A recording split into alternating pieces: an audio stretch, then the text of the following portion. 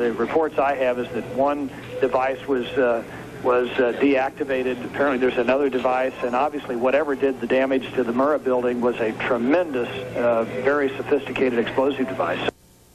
So President Clinton just called Frank Keating, Governor Frank Keating, and he says that 3 FBI anti-terrorist teams are en route to Oklahoma City. Right now, they are saying that this is the work of a sophisticated group. This is a very sophisticated device, and it has to have been done by an explosives expert, obviously with this type of explosion. So we're getting word now that President Clinton is sending anti-terrorism units down here to look over the situation to find out exactly what went on and what other danger may be out there in Oklahoma City. That's something we need to think about, unfortunately, this time, because, as we've told you, 2 other explosive devices were found that were not detonated, and they were larger. We've told you on a couple of occasions now, they are really only just now beginning, thanks to the big, I guess it was about an hour-and-a-half delay or so, while they were worried about the second and third devices that they had found.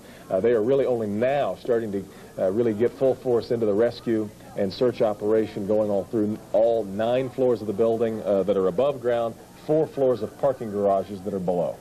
You talk about the second bomb that was found. Devin told us earlier, we got information that the second and third bomb were bigger than the one that was detonated. 1,200 pounds of explosives in that first one that went off. The second and third devices that were found were actually larger than that, so you can imagine what that would have been like. Can you tell me, they have found... The bomb squad there is supposed to be the west corner of the building. Bomb squad is there, west corner of the Murrah building. Is that correct? Another bomb inside the Murrah building.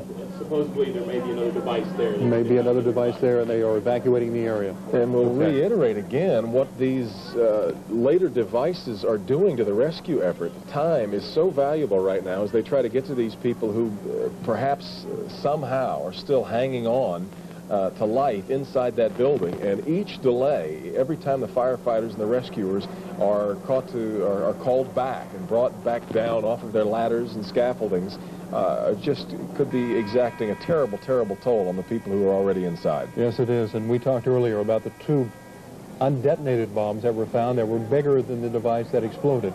And if this other one that they're looking at now turns out to be something, it appears that it was meant for this building to come down, to be leveled, because of the amount of power that could have gone off. Only one explosion, it was obviously tragic enough, but there were more bombs set to go off, according to ATF officials. It's been about 5 hours now since that first explosion occurred, almost 5 hours exactly. You probably, if you were in bed at the time that it rattled you around, you looked at the alarm clock, you'll remember the time, and you will certainly now remember April 19th, 1995. But 5 hours since, and because of these renewed concerns about new devices, 5 hours in, they are still really not able to get the rescue effort into full swing. Been listening to Mike McCurry, President Clinton's spokesperson at the White House. Apparently at this point we know a little bit more than the White House does, because we have been able to confirm that it was a car explosion. That word coming to us from Mayor Ron Norick earlier. 1,200 pounds of explosives parked out in front of the federal building. And ATF has confirmed that as well. Devin, we're getting more word on that car bomb now. Let me just read this straight from the wire. You talked about it a minute ago.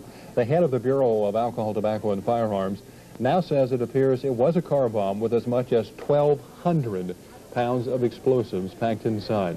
1,200 pounds of explosives packed inside that car bomb in front of the federal building. We heard earlier off the wire that from the governor that some of the fatalities were outside and across the street from the building. Now it all makes sense because the bomb was parked outside in a car. Heather is with us. He's a terrorism expert.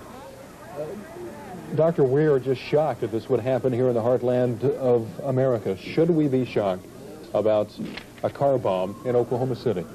Well, any place you have a federal building, you have a target. That's the question everybody has right now. Why here? Why Oklahoma City? And you find out by finding why that building. I don't think it's material that it was in Oklahoma City. It's really the building. The building could have been in any city in the United States. The question is why that building? And was it Waco? Is it the Nation of Islam? We should find out an awful lot when the bombs are taken apart. I think it was a great stroke of luck. As you're mentioning, it's hard to talk about luck on a day like today in Oklahoma City, but it was a great stroke of luck that we actually have got diffused bombs. It's through the bomb material that we will be able to track down who committed this atrocity. All right, Dr. Randall Heather, a terrorism expert, we appreciate your time and your thoughts today, and I assume that we will be speaking with you again here in the hours and days to come.